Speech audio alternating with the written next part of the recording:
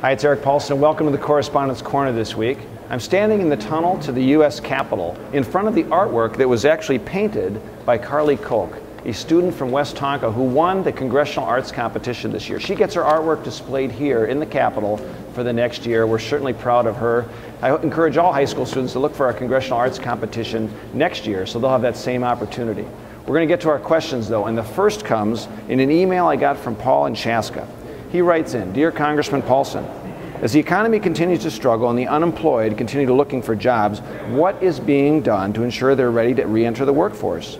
Millions of Americans are ready to return to a full-time job, but they might lack the necessary skills to fill open positions. How do we help the unemployed meet the needs of current job openings?" Well, as you know, Paul, this is a critical, important topic right now. I just recently met with folks from the Manufacturing Association in Minnesota. That's their number one need, finding people that have the skills to re-enter the workforce. A couple of things that have been happening. First of all, there are about 7 million people right now that are working part-time that would prefer to work full-time. What can we do in Congress? One thing we've done successfully is we have a bipartisan, bicameral agreement now on the Workforce Investment Act. That's an opportunity now to make sure that we're streamlining jobs training programs, giving more state and local control. That is going to hopefully move forward in the near future. The House has already taken action, but now with the bipartisan agreement in the Senate, it'll become law. Our next question comes in from Peggy in Coon Rapids. She also sent in an email. She says, "Dear Mr. Paulsen, did you know that 1.7 million people each year suffer a traumatic brain injury? This number is alarming. We need to be doing more to better understand and treat traumatic brain injuries.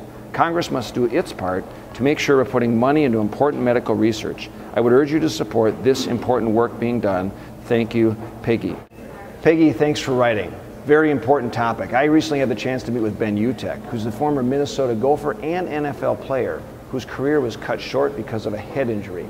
The rise in traumatic brain injuries is concerning. What's especially concerning is the rise of concussions with our young athletes these days.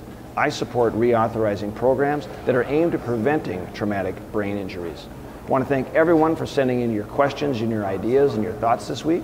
Have a great 4th of July that's coming up in the near future. Don't hesitate to reach out on Facebook or on Twitter. You can always get me, of course, on the website at paulsen.house.gov.